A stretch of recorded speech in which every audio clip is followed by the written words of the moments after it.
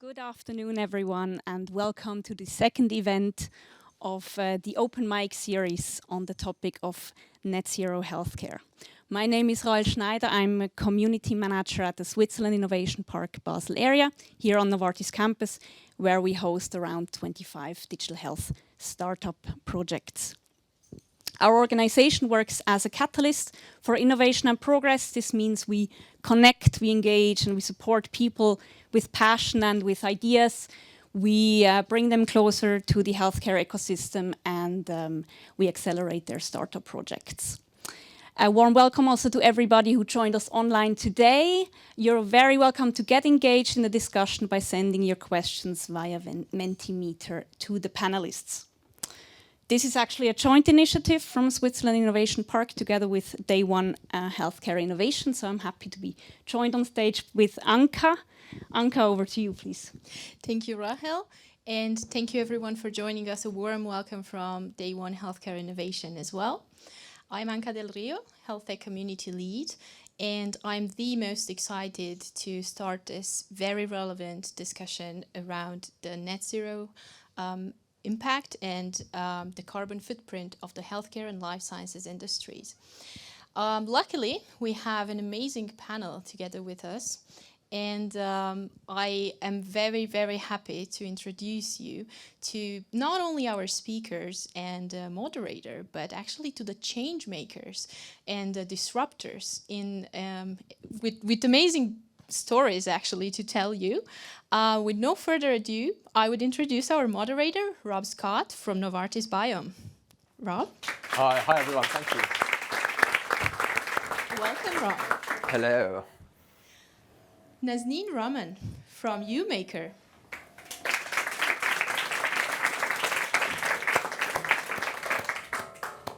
Christian Abshagen from the University Hospital Basel. Hey. And Hans-Christian Mahler from 1023 Health. Yes. Rob, over to you. Thank you very much. Hello everyone, and a warm welcome. It's insanely warm today actually, which kind of brings us onto the topic of net zero and why we're here. It's quite a pertinent day, it being very, very hot, to understand not just about net zero, but sustainability in general in the healthcare industry and how we can tackle that together as a community. So I'm joined by my perfect panel here. But to get started, I want to get you engaged on this topic as well, because at the end of the day, you're the ones that will interrogate the questions and answers that are here on stage and take that away to your own organizations and your own lives to understand how we can continue to drive change. So who has an electric car? Let's just start with that. Super simple question, put your hand up. Who has an electric car? 2 people, excellent. So I don't either, and the reason is because I calculated for me to drive from Basel to see my family in the south of the UK, it would add enough time onto the journey for another journey to go to Cannes to the beach. Now, going to the beach on a day like today would be quite nice. What's not nice is being in a car for 7 hours with a 3-year-old. So simply the infrastructure's not there yet. If I have to wait and that charging time doesn't make sense for me, it doesn't make sense for my life. And that's the question of sustainability in healthcare is if we can't create that impact, there's lots of great impacts in the world, electric cars, lots of innovations, lots of things that drive impact. But if it can't be done at scale, then how impactful can it really be? And that's the question we're going to unpick a little bit today to understand not only how can we drive net zero and sustainability in healthcare, but how can we do that at scale? So as I say, I'm joined by my perfect panel here. They're each going to have 5 minutes to talk about a platform that they're passionate about, that they're driving, that's enabling them to create that impact and to create that impact at scale. So who wants to go first? Nazneen, kick us off. Thank you very much, and thank you for the invitation. I'm actually from London, as you might be able to tell from my accent. But I was delighted to come today because I wanted to share a little bit about my journey, why I'm doing what I'm doing, and what I'm doing. So I sort of really became interested in sustainability at the turn of this decade. Prior to that, I'm a doctor, I'm a medical doctor, I'm a scientist, I've worked in genomics and sort of translating genomics at scale. So I like doing things at scale. But I suppose, like probably most of us here, it's been hard to avoid what's happening to our planet, and it's been hard to avoid thinking that people of our generation have not done as well as we might have done for our children, and wanting to perhaps do something about that. And it was particularly relevant for me in healthcare because the impacts of climate on health are clear. Climate change is bad for health. But what was less well known, was becoming better known, is that healthcare is really bad for our climate. So it's estimated that the healthcare sector accounts for about 5% of global emissions. So that's equivalent to the 5th most emitting country. So we need to clean up our act. So I'm a person of action. I like action. This is the decade of action. We have to move from pledges to action. We have to move from activism to actionism, and I'm an actionist. I like building solutions. I like building them at scale. So then you have to sort of think about what do you need to do. And as Rob was saying, one of the cruxes of this problem is that we all win or we all lose. We all have to do our part and we have to do it together. So we have to work in partnership. And the healthcare sector and the pharma sector, most sectors are pretty siloed. We're in linear models, we make products, we move them along. It's not our business anymore. So to turn those things into circular areas where we're doing our bit is not straightforward. But what it does lend itself to is experiments and science, and I'm a scientist, and running science at scale. And what we absolutely need is data, and so that we can measure what we're doing and show the progress that we need to make and hopefully are making. So what I did there is that I set up a company, YewMaker, which is a kind of purpose-driven company to make healthcare more sustainable. And our flagship program is a program called the Sustainable Medicines Partnership, which now has 23 partners across the whole ecosystem, including pharma all the way down to patients, leveraging my connections in healthcare and science. I'm also a non-executive director on the board of AstraZeneca, so I know about pharma as well. And sort of bringing those together, and what we're building are kind of science-based solutions that we're now trying to roll out at scale. And there are things like, how do we measure the footprint of medicines? Currently, we don't. Currently, health sectors, they estimate that footprint based on how much they're spending on them. Obviously not a very granular method. But unlike most products, we know the chemical structure of a lot of pharmaceutical products, so you can actually calculate that at scale should you choose to apply those kinds of techniques. So these are the kinds of things we're doing, and centrally what we'd really like to do is tackle the waste of medicine. So billions of usable medicines are thrown away every year before ever getting to a patient. We all know that. It's one of those hidden in plain sight problems, but we just cannot afford to do that. We cannot afford to do it with whatever measure you look at it, and not least because 2 billion people across the world don't have access to medicines, and yet we're throwing them away because the system doesn't work. But what we do have is, I think, people now who really want to make a difference, who want to come together. This matters. It matters certainly to our children's generation, and I hope also to our generation. So that's what we're trying to do. Thank you for the invitation.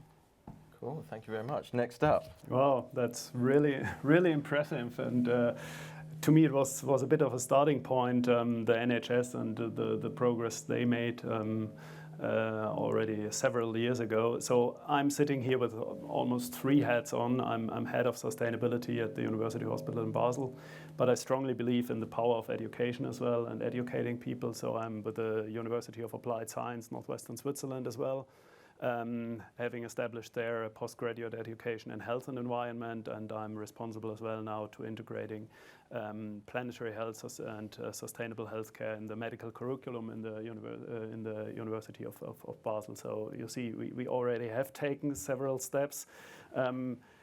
4 to 5 years ago, I approached our CEO at the University Hospital at Basel and the head of the Swiss Hospital Federation and asked them, this can't be true. We do nothing about this environmental. This was really a blind spot. Nestle, Coca-Cola, and all they were moving. And because we are doing good in healthcare, we were a bit out of focus. And so to me, it's centered around like 3 themes: planetary health, health co-benefits, and sustainable healthcare in the end. And so I'm a medical doctor as well by training, and I perceive every day more and more doctors, nurses, healthcare practitioners really take an active role and speak up for safeguarding our planet. And why is this? So if you work in an emergency department and a patient is brought to you by ambulance, first thing you do, of course, is checking his vital parameters. And as long as blood pressure, pulse, breathing frequency are in physiological ranges, you relax and it's good. If they are heavily disturbed, you better speed up, go to the shock room and act now. And so many of you might be familiar with the concept of planetary health, planetary boundaries by Rockström and Steffen, and this is so intuitive to us in the medical profession because they just did the same for the Earth systems and tried to establish physical ranges and boundaries there, deciding whether we are within safe space or not. And unfortunately enough, we have transgressed several. You spoke already. We speak on climate, but we speak on pollution. We speak on new substances. We speak on biodiversity, biosphere, and they are all heavily interlinked. And so this is complex system thinking, and you need multiple stakeholders to address this, and having them work together. And therefore, I strongly believe in this ecosystem approach as well, or that we need the whole value chain. And then there is the second topic you already addressed, that for medical professionals it's obvious as well that every environmental crisis eventually becomes a health crisis as well, or already is one. And we don't have to go far with climate change to see this. Already nowadays, 1/3 of all heat-related deaths are attributable to climate change. We saw the floodings in Germany past year. We had this Marmelada accident several weeks ago, and so. And this is the concept of planetary health and man-made, human-made changes to environment and how they act back on human health and what we can do to resolve this. And this brings us to the health co-benefit part, that this is the strong narrative and this I think really captivating vision that you have to think health and environment together. And if we take genomics and biotech as the great health projects of the past 20, 30 years, and they continue being, but then you can easily say that energy transition, electric cars, but even more active mobility, sharing cars, that food system change, that transforming the industry from linear to circular economy are the greatest health projects in the 21st century. And this is just a question of framing, so the strong. And then the third reason why health professionals speak up is just if you look on healthcare right now, and you have once spoken the Hippocratic Oath, where you say primum non nocere, first do no harm, then you have of course to ask yourself, are we acting in a health system as a fire extinguisher, or are we a fire accelerator? And by now we still are the fire accelerator, unfortunately. So healthcare waste within Germany has risen about 80% in a time frame of 20 years. In the same time frame, life expectancy has gone up only by 5%, and I would say this was not the thanks to healthcare in most parts, but to prevention, to education, and so on. This is reframing the definition of health as well in a more proactive, preventive way, from ill-care system to healthcare system. And so that's maybe my platforms to start from. Stark words, very good. Hans Christian. Well, I think a lot has been already said, and I think maybe to pick up on what Nazneen said, looking at almost a contribution of 5% to the CO2 equivalents on healthcare is a very shocking number.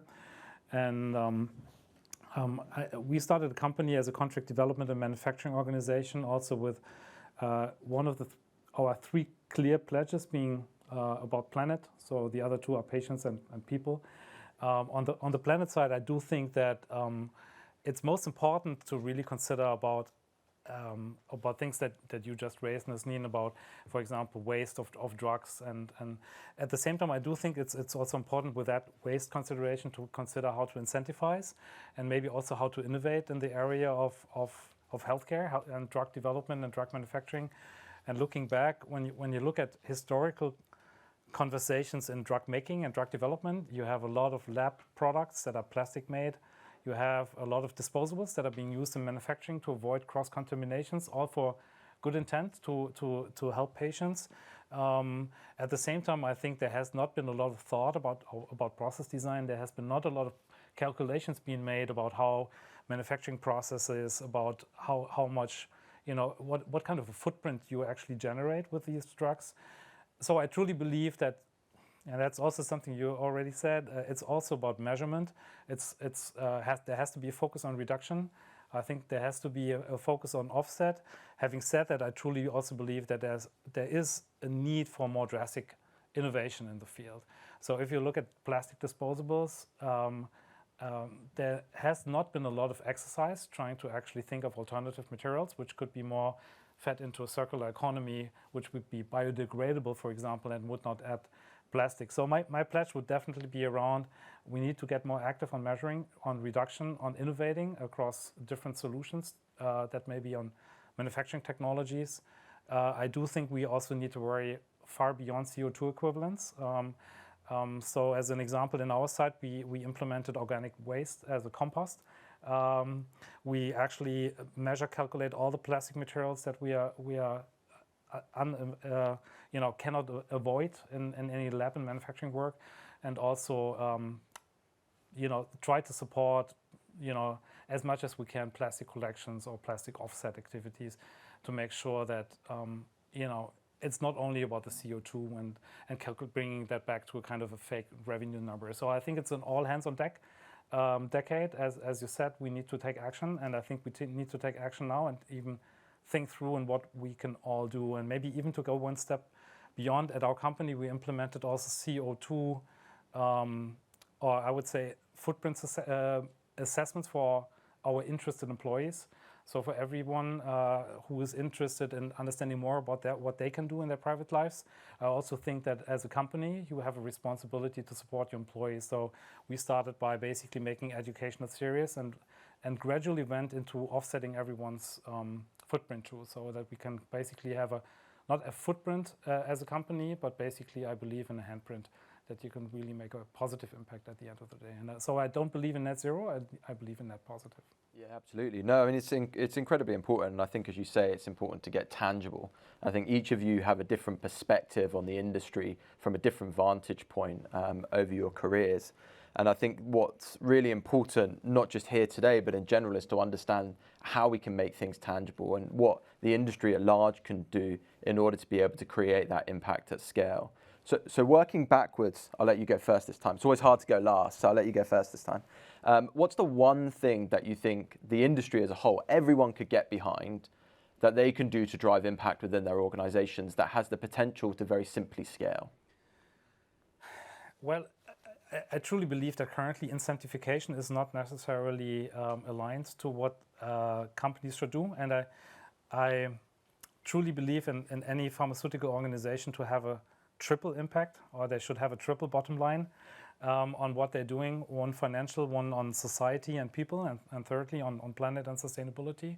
And I think along these lines, I think incentivization should be made across all management or across all employees, but also on a company base. Yeah. And rather, I mean, you could also turn it around into what both colleagues said previously, is saying, climate crisis will actually lead to increased healthcare issues. So it will increase healthcare costs, which you could argue would be even a positive incentivization for all companies operating in healthcare. And that's, I think, to me, a huge concern, is that I think we should incentivize for taking climate action in line with SDGs rather than, trying to be incentivized for trying to mitigate only the implications of it. Yeah, no doubt there's a very clever consultant somewhere crunching those numbers to figure out that maths. One thing on your side, one thing. It's hard to do one. Hard to do one, yeah. And if, sitting in between those two, I'm re-emphasizing what you said on the incentives. I think from the hospital perspective, it's really bad sometimes, that you can get reimbursed for throwables in the outpatient sector, but you don't get any compensation for sterilization and so on. When I was trained as a medical doctor, we still had all those surgical textiles were reusable, and nowadays hospitals use metal scissors for one cut and throw them away and so on. This is all disincentivized, so I re-emphasize this. And I'm running the risk that I'm stealing the part of you, because we all three said it, or the first making the things visible and make them measurable, and this is just the fact. We are now with the university hospital, I think, at least for Switzerland, still quite on the forefront. First time we reported our scope 1 and our scope 2, and we completely agree it's not only about CO2, it has to go beyond, but this is the first step. And now we're trying to address scope 3, and we just end what you said, that the medication we can take out one line out of the income statement and have a guess what the footprint of the medication is, and we don't have the hands-on now to switch for generic drugs to a better manufacturer or a less good manufacturers, because still we don't know, and so we have to have this transparency. We can help with that. Yeah? I found my clever consultant. How about you, Nazneen? Go for it. I think at the heart of this, there is a cultural, a behavioural change. So I think that it's going to come down to individuals having to make these changes. And I think, I like the sort of scissor example, that there has been a big change. We used to autoclave all of these things, and then we stopped because we just felt somehow it would be better, safer, more sterile. But then that just doesn't make sense. We go to restaurants, and if people gave us plastic cutlery, at least in the UK, we'll say, no, can I have that fork that's been in hundreds of other people's mouths that you've put in the dishwasher, please? So we feel entirely comfortable, and we're all safe and here. So why are we behaving differently in our hospitals? So I think finding sometimes these tangibilities that are most powerful is just exposing that and saying, oh yeah, hang on, why am I doing that? And often it's just fashion. It's just become fashion. Until I was sort of in my 20s, bottled water? Are you kidding me? You're going to ask me to pay for water instead of getting out of camp? Now, I don't know. We're starting to go back again. But these types of things, and really thinking about on an individual level, I think will be really powerful. Sorry, I had to drink water, and you said it literally at the same time. I was like, oh, damn. And my assistant here. And so I would like to have a cultural change, and I think I come back to waste, partly because that's what David Attenborough says, and obviously he's God. And he says, just waste less. The overconsumption we have is just shocking. Yeah. Even when we get to net zero, we are using more than the planet needs, and more than we need, and more than we want. So I would like everybody to just say, whatever you need, this year, just find something and do less of it. Use just everywhere in the whole of your thing, just that, waste less, and that will be the start of the cultural change. That's what I do. Very, very good. Very good. Very, very tangible. It's funny because Lucas, who heads up Day One, wasn't able to be here today. Unfortunately, he's sick. But he said to me as we were briefing for this session, don't hold back any punches. I want you to get everyone into feeling like this is a fight. This is an individual fight where we have to make the individual changes. So what I want you guys to all think about today is whether you're ready to have a fight, right? Because it's going to take every single one of us to make this change. And we have to work together as a community to have this fight. And I think that all of us need to play our part to waste less, to think about how we're consuming, to think about how we're measuring our change. And this is where I want each of you today, and you at home, I can see you at home, I want you to be involved in this change. I want you to think about what we talk about today and to really take that into action. Because it's not enough to have words anymore. It's not enough to have platitudes and policies. We really need to take what we discussed today and then convert that into a community that can drive change. So I want you guys to feel some energy. So I want everyone on the count of 3 to bang your feet like that. And then we're going to get into a bit of a fast-paced fireside chat. So on the count of 3, I don't know, you can't see my fingers, but on the count of 3, you can be my fingers. On the count of 3, 1, 2, 3, everyone. Let's get ready to rumble! Incentives and disincentives. Hans Christian, kick us off. What do we need to change? Average tenure of a CEO is 5 years, right? We set the 2030 SDG goal. They're not going to make that much change, are they? Absolutely, and that's why. And by the way, I would prefer the analogy of dance over a fight, but that's maybe I'm rallied up. Individual preferences. Because I do believe that we need a community, and I totally agree on the cultural change that needs to happen, on the misbelief of overconsumption is something good. So that's where I think we need to collectively dance and maybe also exhale, deeply exhale, and get it done. I think the exercise with the feet was very good.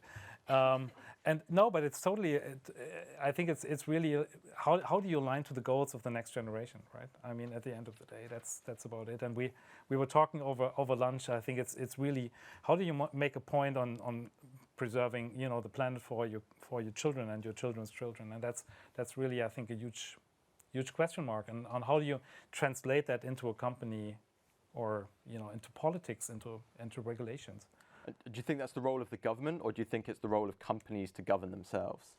I think it's both. I think it's probably, and I think you probably need a government to regulate maybe some of the initial pace, or maybe to also promote early adopters, and we were talking about that during lunches as well, as to how do you make sure that you can enter technologies when they're maybe not yet scaled, like so pulling CO2 out of the air and converting it into stone by pushing it high pressure into the ground.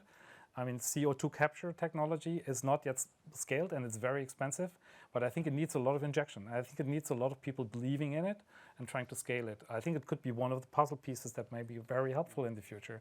But I think governmental,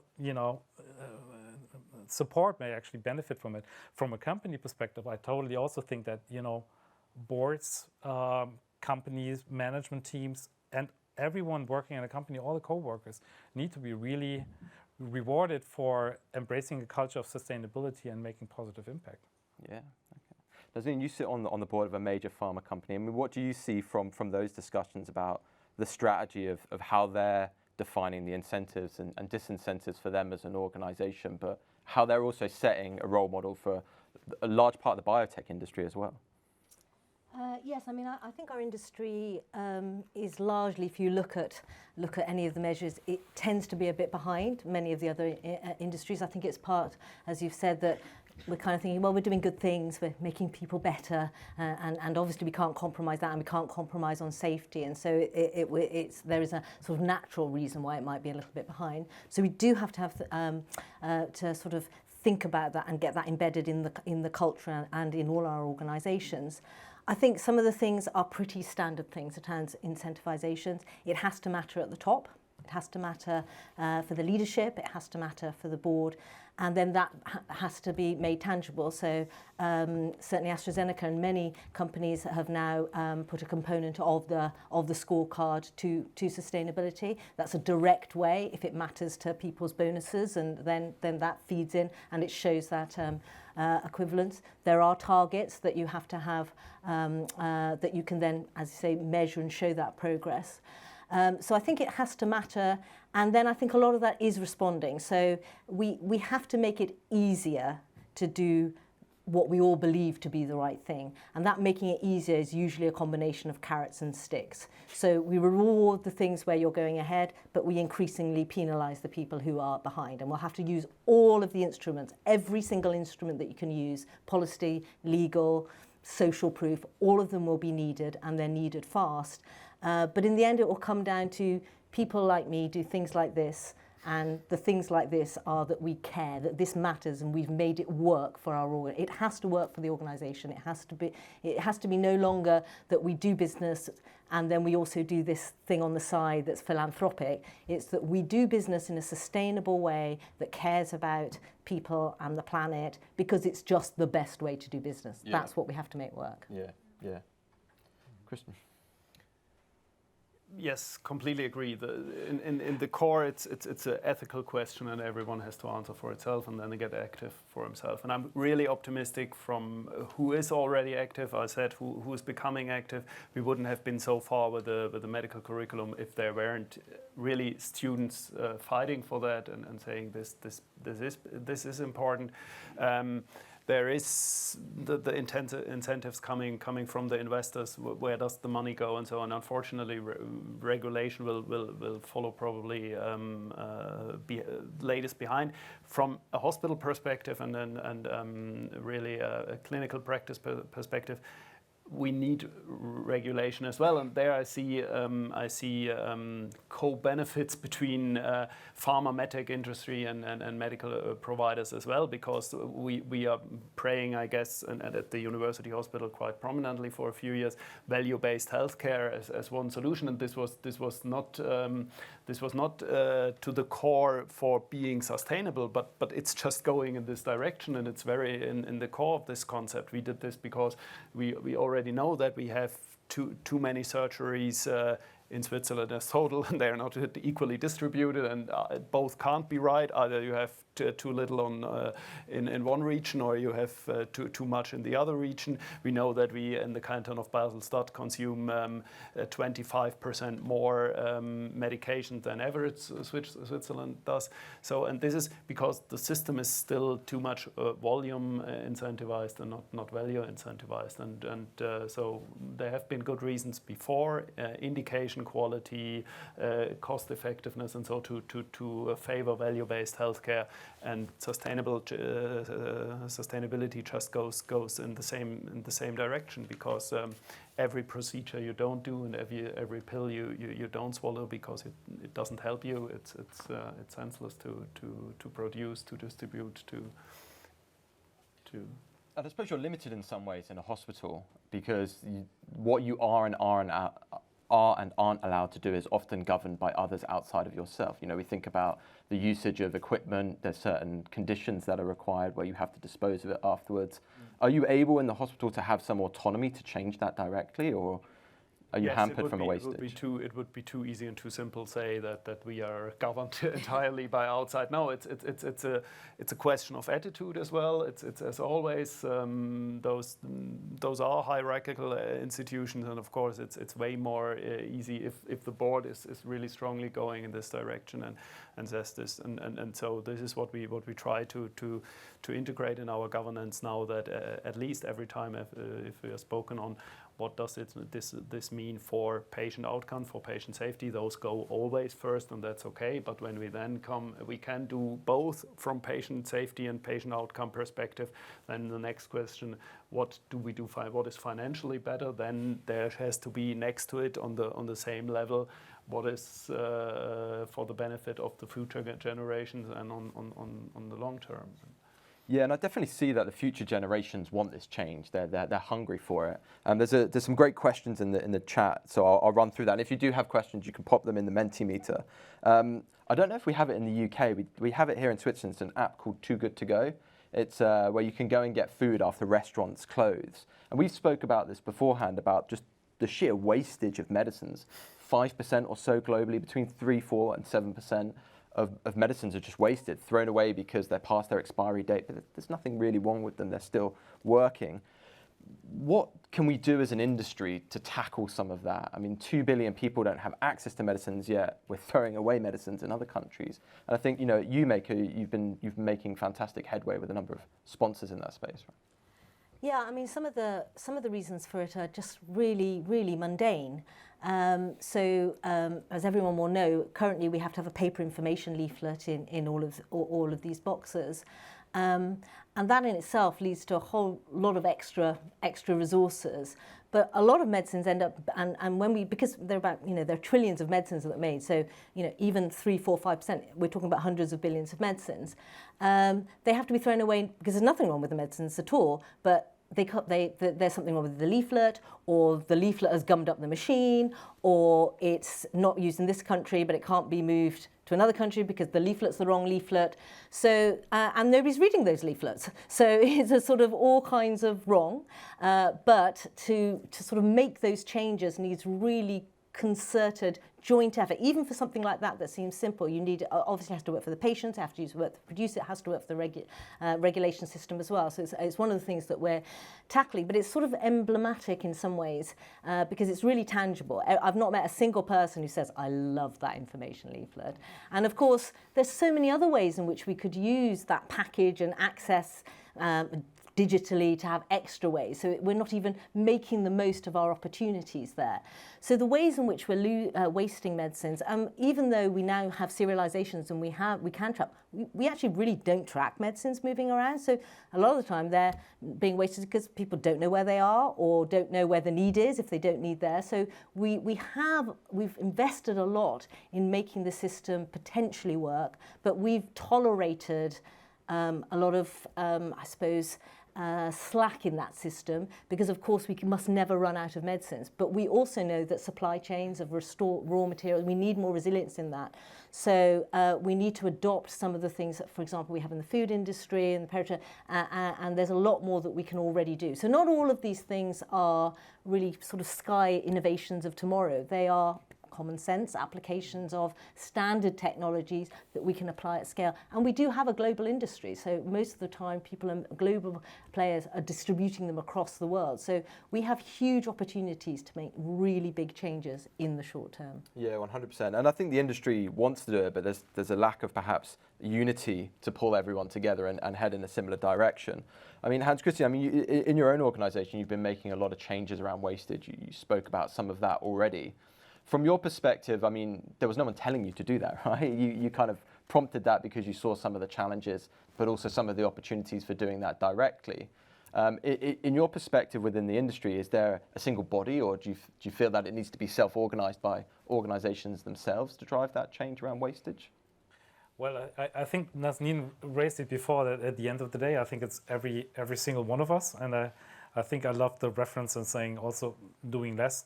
So I do think it becomes a question of motivation and purpose and having a drive behind that. And I think it also, I mean, on the waste topic, I think a lot is about collaboration and also, you know, maybe when I heard you speaking about the prioritization, and I would agree, you don't want to compromise patient safety, but then you talk about financials when purchasing. I think that order should definitely be reversed and saying what is the best choice from a sustainability perspective versus maybe a pure financial perspective. But I think at the end of the day, I think it's still a lot of people's initiative and individual initiative and. The question is always, what is the impact of your decision, right? So I mean, it was easy for us. We have a bring your own device for cell phone policy. We chose the laptop vendors because it was the most sustainable, not the most cheap. And I think when I'm hearing the waste challenge, I think more about probably different companies concerned on litigations and liabilities because the drug is expired. What happens if someone, you know, gets a side effect after expiry use, and so I think it always comes a lot with liability and litigation. Maybe that's a different scene in my view to maybe reusing medicines versus food to the most part, because I think a lot will be on liability. But nonetheless, I mean, if there would be a system that would, you know, take out some of that limitations and liability, and I think you could still implement like local testings. Like I think if you have paracetamol tablets and they're expired, I think it's very easy to determine if they're still going to be, you know, safe and efficacious to be used. So I do think there's a lot of opportunity as well, but I think it will come to the currently still to the purpose of individuals actually to drive that, and that's what sometimes makes me a little sad. Yeah, and it's the value chain as well, right? The whole value chain has to be part of that journey and each play their individual contributing role. Totally. I give you one example now. We are a contract service organization, so we develop and manufacture other people's products. Now, in the invoices that we send to our clients for services we render, we always make a calculation and saying how much CO2 and how much plastic was consumed for that stage, for that service stage. And then we would always also offset on whatever we cost. I have probably 20% of my customers who love this and saying this is not optional. It's almost mandatory for us because we need to know our stage 3 kind of consumptions. I do have customers for us and saying, did this generate any extra cost? And if so, can I please not have it? And can you take it off the bill? Which is an interesting conversation, because I also don't think it's optional. I think it's something we need to do and embrace. And I think it's sometimes shocking when I hear still the focus being so much still on financials. That's why I'm coming back to incentivication. I think it always links back to cultural change. Yeah. I mean, Christian, for you as a provider, in many ways, in the hospital setting, are you putting pressure on suppliers as well to create more transparency, to be more accountable for measuring their impact, and also putting the pressure on them to also provide solutions and services that are more sustainable? I have to admit, we are still quite at the beginning with this, but I have close contact to our head of procurement, and we both believe that we can take this position, and that we should play out this role even stronger. And again, I'm really jealous if you have the NHS and you have this power of bargaining, and then you move big corporates like don't say any names, but even the biggest. And this helps us as well, but this helps us to be more confident and bold and asking such things for. And it definitely won't be like it has been like 3 to 4 years ago, that you have 30% on price, and you misunderstood me if you said that, or that I said financial. No, at least it has to come at the same height, and I would be happy if it came before financials. But there again, we see like the pressures we face in a hospital, that we have that we are liable for our financial outcome, and that if we have to do construction, and so we have to pay this out of our own pocket, and so incentives, and but it won't be the way anymore that we say, like for any tenders, that there is the largest proportion on price, and then there is a fraction on quality, and within this section of fraction you have 12 questions, and one is, do you have any sustainability certification point? No, you want to see, do you have a roadmap for decarbonization? Do you have, and we speak on sustainability now very much on the net zero and the ecological side, but there is all this supply chain and the social justice, because if we take the example from the scissors or pincers or what you name it, if they are so cheap to coming all the way from Pakistan and being used one single time here, then there are social issues as well within this supply chain, and we are working on that, and there we can leverage on the power of all hospitals if this comes new common sense, and then I think it's really a ladder we have to climb from the provider side and from the industry side, step by step. Yeah, and not to use an overphrased term, it is a journey, right? And many of you will ask in your own lives how much of what's being done in the industry is true, and how much of it is actually just greenwashing. How much are they just saying this to pump up their ESG ratings? And I think it's an important topic, right, that we've discussed offline before, is how to create not just less impact in a negative way, but to convert that into positive attribution towards change. Some of the companies that you've partnered with before have been driving that from the front on the consulting side, like Deloitte, etc., but also some others like AstraZeneca, with whom you sit on the board. What do you think companies really need to do to illustrate tangibly the impact that they're creating, in order to drive that really across every employee within an organisation? I think it's quite hard, to be honest, for everybody. I feel nervous about everyone trying to support or pressure their suppliers. It's still kind of the old mindset of what's my bit, and what can I sort of not my bit and get other people to do, and it just is a network of things, and so we've sort of been brought up to think about things. Humans like linear things, but we have to really embrace that it's a network and it's an ecosystem. And then, as you were saying, it's what are the principles by which we are thinking about this kind of journey of decarbonisation. And I think that is going to be at the crux of it. And the greenwashing, I think, has of course, if people are actually sort of fraudulently making claims, then they should be called out on that. But the rating system itself sort of almost forces one to gamify it almost, because they're just set up in a way that you're sort of focused on the wrong things almost, because you have to sort of so in some ways we have to sort of try and step a little bit further back and really try to incentivize and reward people for trying things. So I have concerns about, I'm kind of relentlessly optimistic about human nature. So I think a relatively small minority, actually a really small minority, are sort of being fraudulently malicious around what they're doing. I think the majority, most people, are quite often trying things that just end up not being the right things to do. And in part, it's because you don't know the knock-on effects. You might say, oh, I'm going to change this packaging, and now it's recyclable, and that must be better. But actually what you don't know is that it now needs to be sorted in a different way, and it now needs to go through this, and then all this happens. And so in actual fact, it's not better, or you have to use it so many times or do so many things that it turns out to be worse, not better for the environment.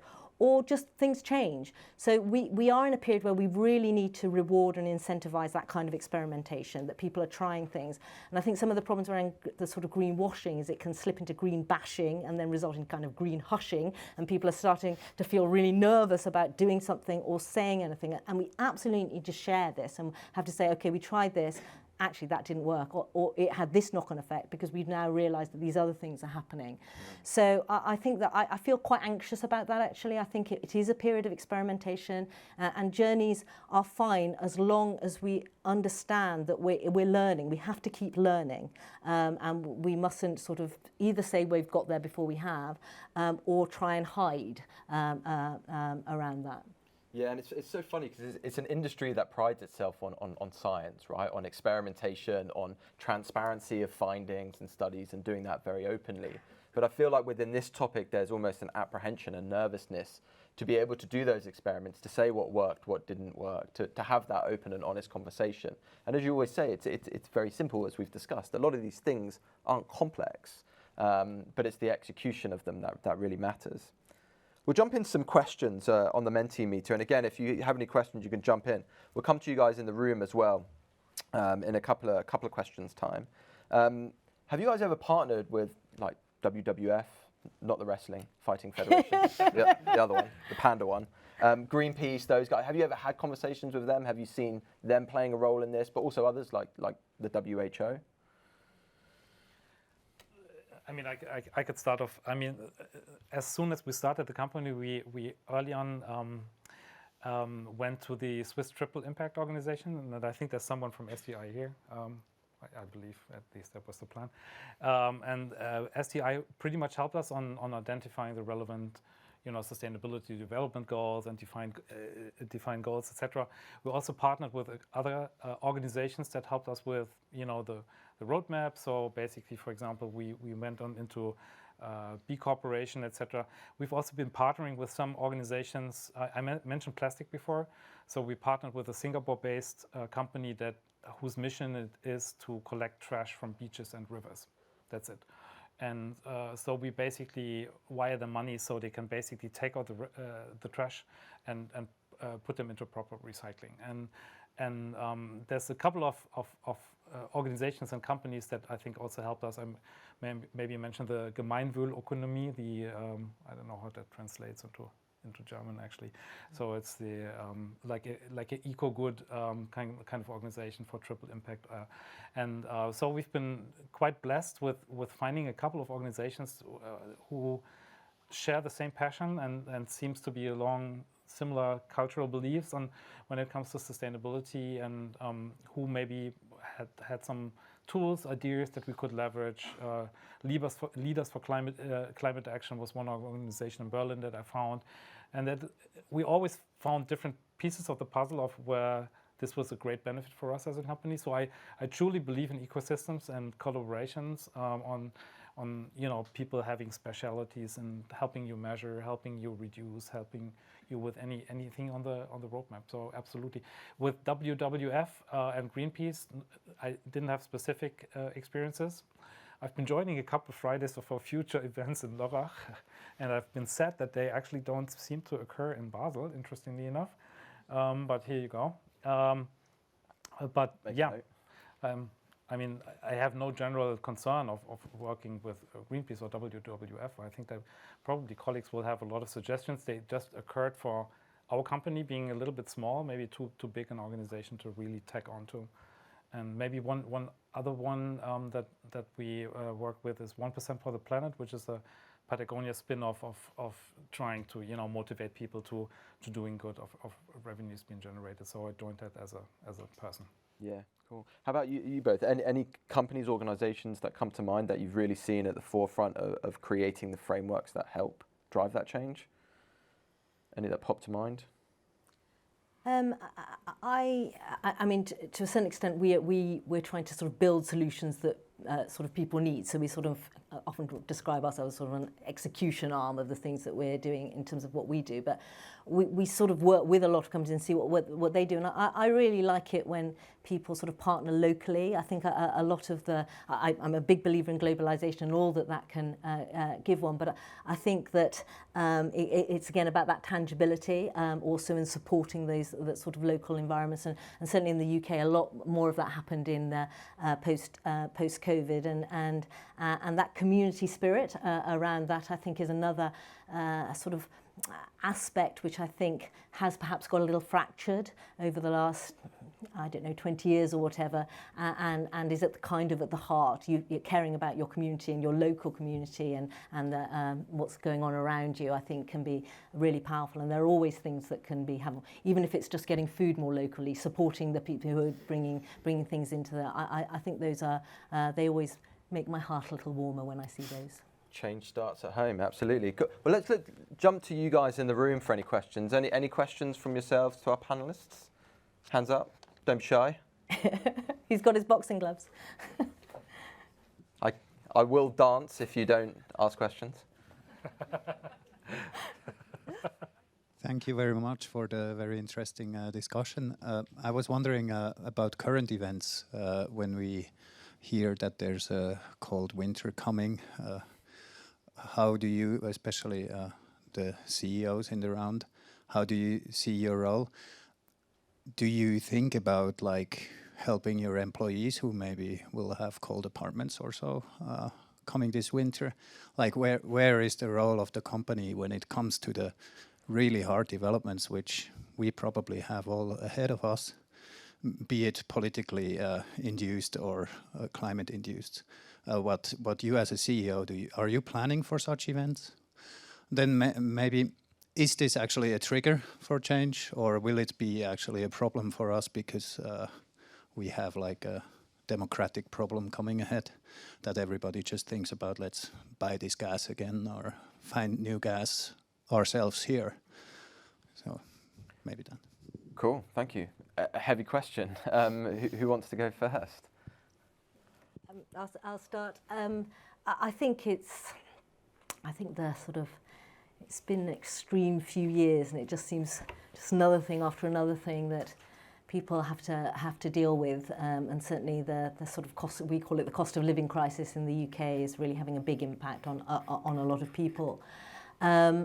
It is interesting. You sort of hear people on TV saying how it's impacting them, and they're saying things like, instead of using the washing machine every day, now I'm using it twice a week, or I'm not driving my car as often, or I'm making sure I switch off the light bulbs, or I'm doing a lot of things that feel really restrictive compared to what we've used to be, because we've just thought about electricity and heat as if it's just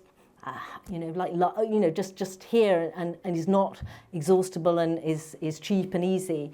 And you're sort of thinking, well, actually, those are quite good things to do anyway, and whether we've been sort of frivolous with some of these basic, really important resources, So again, I'm a sort of relentless optimist. So there are crises, and I think we're all going to have to act together and help each other through it in all sorts of different ways at every level. But it may be that it is part of a sort of reckoning of getting us, helping us to appreciate better what Mother Earth gives us, and get out of the sort of squandering mentality that we've sort of fallen into, I think. So I think that's the sort of, it's given me pause, I think, about my own use of habits as well. You know, I've come here overnight, I've got like 5 different electrical things. I mean, I have to have my iPad, I have to have my iPhone, I have to have my computer, and I have to have my... And you're sort of thinking, really, do I? But I did bring them. I'm trying to change. So so I think that there may be a sort of reckoning around as part of all this, where we might just think a little bit about how we use energy. Yeah, for sure. And some stark questions. I actually got kind of weirdly excited about reading a book by candlelight, which maybe we'll go back to that world. I don't know. Yeah, maybe just to jump on the question and saying what can we do as a company, and I think it's always I love to have that conversation about how you can make a positive impact for your colleagues in the organization. I think your question relates to energy and sustainability. I would basically make the same claim for mental and physical health. So how can you as a company make an impact for the good for any co-workers and colleagues? I think when it comes to question of gas, I think the way I would probably answer it, I do believe that companies can help in even finding options for sustainability. I mean, I was saying that we do routine educationals, or webinars or workshops with all of our employees on options for sustainability. Investing into photovoltaics is one option. We do incentivize public transportation, so we would incentivize the use of cars. So under no circumstance you would get a car at our company, or there's no free parking or anything. It's like you want to move people into trams and bikes. I mean, safely, but like think of helmets. But that's where I think we can make an impact as a company. Now, in subsidizing gas, I would not consider that. I would always recommend everyone to consider moving to photovoltaics. And I've done that on our private home. We've done that 2 years ago, and it's been really life-changing. We are totally self-sufficient. Our washing machine would only start during the day because there's the most sunlight, so we don't even have to bother about batteries. This is where I think even thinking about an electric car only makes sense if you are self-sufficient on your energy. And trying to live these values in a company frame is also something we can do. Now, for example, we're building a new facility in Visp right now in Valle, and the whole facade will be photovoltaics, everything. And I mean, probably it will not be sufficient, and we will just complement the rest with 100% renewable energy, no compromise. No nuclear power or no coals or whatever. And I think these are, the cultures that as a company you can try to live. I think you can try to incentivize with positive behaviors, mobility and stuff like that, and try to disincentivize imagine in pharma in 1990s, you would get a company car for Christ's sake. I mean, God, why would we do this? Even so, people had even 2 cars, like a private car and a company car. I think that's not common practice in Basel, and maybe some companies are still doing it. I would definitely discourage from doing this. And it's not about having the second car then being a Tesla. I think it's really why do you need 2 cars, for God's sake? Why do you need two cell phones? We ask ourselves and saying, do we really need to give everyone a cell phone? Why? Because everyone has a cell phone. So there's obviously considerations about cybersecurity, and people may not feel comfortable in doing that. So we offer like a shift phone, which is a sustainable phone for everyone who's really opting out of bringing your own device. So I think there's a lot of things you can do as a company. And for everyone being on gas and oil, I definitely would encourage to look at renewable energy and photovoltaics. It's been really life-changing for me. Cool. Very, very good. Any builds from your side? Yeah, just adding two thoughts. First, yeah, this was Churchill. I'll never let a good crisis go to waste. So there's everything, always something good in it. And I think it's just crazy how we in the hospital for one time we are really quick in shifting towards solar energy, and so as well. It's just the question who builds it, and do we have the raw materials and all this. But so there is of course a shift, and again we see that financials and incentives work, because this would have been a completely different discussion like a year ago, but the need was the same from the sustainability perspective. But another thing is that if you look forward, and I'm just taking the voice of again practitioners and nurses, I think we have to be very careful in the healthcare system, which had its huge crisis with Corona now, and I think in ways we are not too well prepared on heat action plans. Like if we have this is a question next week, will we crush the 40 degrees or so, and this puts pressure on the healthcare system, on patients on persons who treat patients. If we then have energy instability, electricity, where we have to run on those, so the stress on the healthcare system just will become bigger with that, and this is turmoiled times that will continue, and we should keep an eye on that, keeping people there for treating patients. Yeah, and I mean, on that topic of turning a crisis into an opportunity, I mean, COVID accelerated a lot of things, right? If you think of digital health and the ability for telemedicine, the Novartis Biome team in the UK recently did a program together with the NHS around patient-reported outcomes.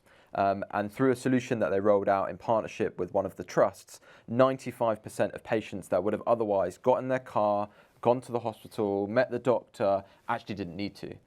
So there's obviously questions of ensuring there's accuracy and the level of life-threatening illness. In this case, it wasn't in that space, so it wasn't as much of a risk. But there's a lot of that wastage. I mean, if we think of the backlog from COVID, I mean, do you feel like from a hospital side, from an industry side, from a development side as well, the role of digital being able to actually remove a lot of that wastage and remove a lot of that carbon that's there already? And you can still have your 4 devices. That's allowed then. No, of course. I think we all agree this it's a great lever, and there we have to do it. Nobody can do it alone. We have to think in those ecosystems, and we have to give it a direction. This has to be a constant decision that we use it for that. I think the thing that did happen, but we will have to be purposeful at turning it into lasting action, is that we did try a lot of things. And there were real-world experiments that were sort of done without setting precedents. So they were sort of as a practical means for that time, but with the expectation that things would go back to how they were done before. But all that data is sitting there. As to your point, there is a balance. We obviously want to make sure we have face-to-face appointments with the patients when we need them, but we don't want to unnecessarily do that when we don't need them, and we particularly want to be able to offer patient choice so that they can, where it's appropriate, exert that choice around that.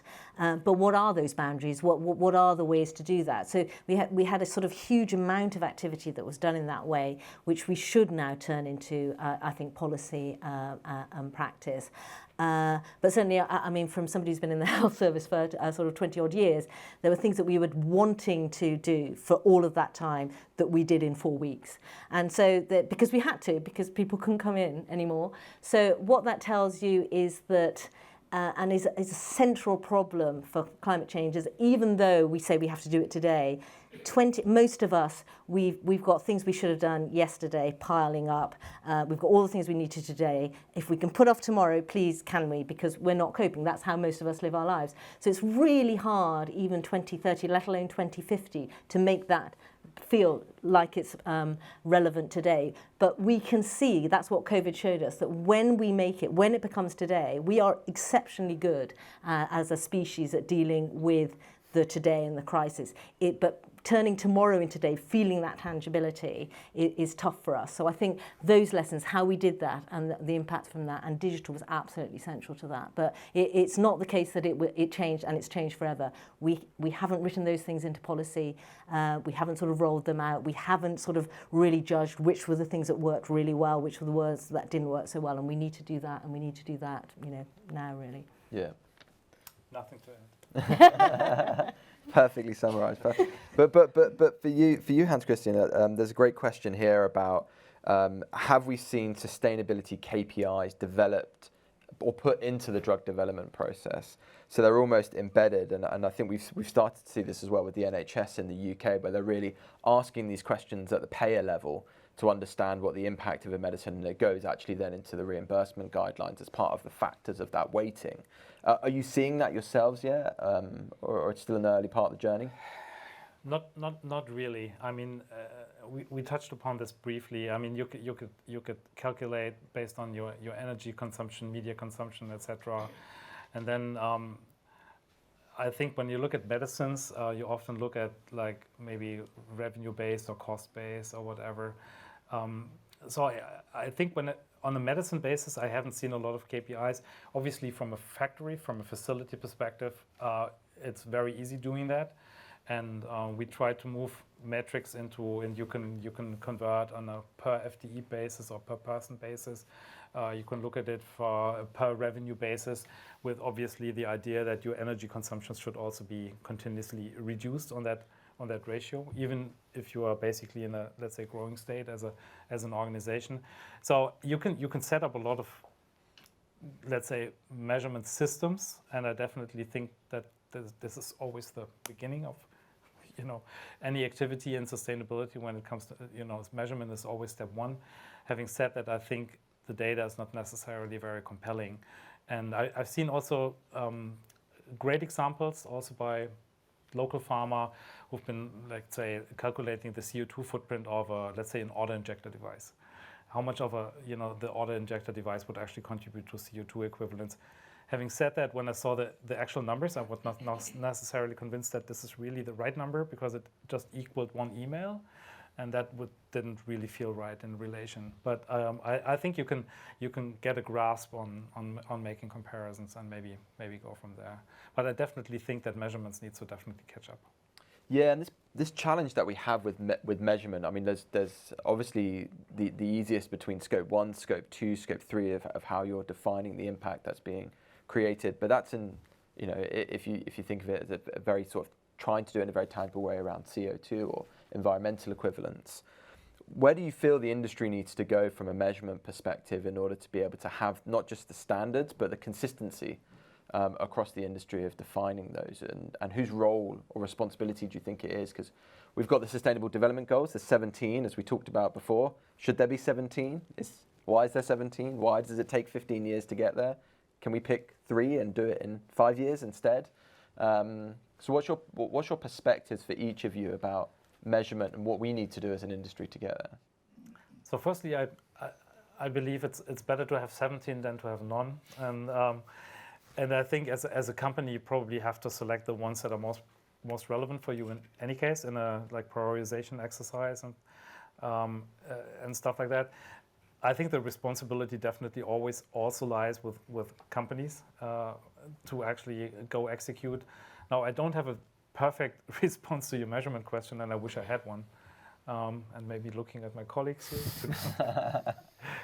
No, I can add on the 17 goals. I think that they are all right. They have to be prioritized. We did quite a similar exercise, and I like very much the donut model of Kate Raworth, where you have this planetary boundary system, which I mentioned in the introduction, combined. Actually, it's reflected in certain of those 17 goals, and then you have really the systematization, that you have the social foundation in the inner circle, and you say, okay, you surely have to go beyond those to be in the safe operating space, but you mustn't exceed the others. And we have loads of people around the world that we have to push above the lower limits of those social foundations, and we as the first of all, so to speak, the developed countries, we have to reduce our footprint on the outer borders. And for measuring, for starting, anything is good, and it has to be comprehensible and standardized, and so worked out together. Yeah, for sure. Nothing. Well, I'm a data scientist, so I'm a bit hardcore on measurements, I'd have to say. So I don't actually think of the SDG as measurements. I think of them as goals, but you'd have to actually have some measurements, and I'm sort of very in favour of them as a philosophy, but I don't think they lend themselves very easily to measurements. Once you've decided which goals you want, you have to then think, well, how am I actually going to measure those? I think I also have a similar feeling about Scope 1, 2 and 3, really, because, Scope 1 is have renewable energy, Scope 2, have electrification of your transport, and everything else. And you're like, okay, that's the everything else is huge. And I think it was an absolutely a good start, but I think by calling it Scope 3, it sort of gives it a kind of tangibility that it just doesn't have. It's everything else we don't know about. That's what that is. And I think for the industry, what we should really be thinking about is about products, about the farmer. We should be, and they are tangible. So there are things that you could do. The sort of we've talked about wastage before, just the inventory write-offs. How much of their writing-offs can you reduce it? Where there are actually lots of practical things. Area I think that drug development has been in green chemistry has been really amazing. I really think that the green chemistry work that's been done in the last 15, 20 years has been excellent. And in part that's because if you can make your process of developing drugs greener, you almost always also reduce the cost because you're reducing the number of steps. So it is, I think, still, because we're at the beginning, there is low-hanging fruit there. There are areas there where we can be both reduce the cost and reduce the environmental impact, and particularly in the current economic climate, we should be looking for those, and particularly in the health service, because no health service has enough money. So I think we should be moving into, we don't have to measure everything. So these full life cycle analyses, they're incredibly detailed, they're incredibly expensive, and usually there are three big things, and you knew what those were before you started. So I think that we should be thinking about what are the best things to measure and then do those consistency. So do them in a comparable way so you can standardize those. Yeah. Because I think that going back to that ecosystem play, unless we're doing that, you will make errors. There's no way you can't make errors if you're sort of trying to measure the same thing in different ways. So I think we need to have a sort of practical but robust way of measuring, deciding what matters, measuring the things that matters, and measuring them in standardized, consistent ways. And it's fascinating, isn't it? Because at the end of the day, it's a bit of a paradox, because if we focus on the planet and be able to reduce the wastage, reduce the cost that it takes to create a medicine, at the end of the day, we'll incentivize that within the culture of our people who will think about that and drive the innovations forward, and inevitably profits will go up. But inherently, the industries tend to look at it the other way: profit, people, then the planet. And I think that's where, as we've talked about today, it's complex, but it's also incredibly simple. And we've talked about some of the systemic challenges of the industry, not just on net zero, but also on sustainability as a whole. And importantly, what each of you can do to take that back to your own organizations to drive that change. But it's also an important point about equity, because all of this actually means that somewhere in the world, 2 billion people aren't getting access to medicines. And it's not just in some of the poorer developing countries in the world. Even in large countries like we've seen recently in the US, there's not equitable access to healthcare. So I pose this question to you as you leave today. How can we really drive sustainability in healthcare if healthcare itself is not sustainable? And it's not about words, it's not about promises, but it's about really being able to understand how actions today can create impact, and that impact at an individual level can then scale. Because without that scalability, we'll never be able to have an impact on the planet. We'll never be able to encourage and motivate our people. And profit will be lackluster. So the question really is how to drive impact at scale. And I thank our perfect panel today for jumping in and being able to help us shape that. And I thank all of you for joining us. Thank you very much.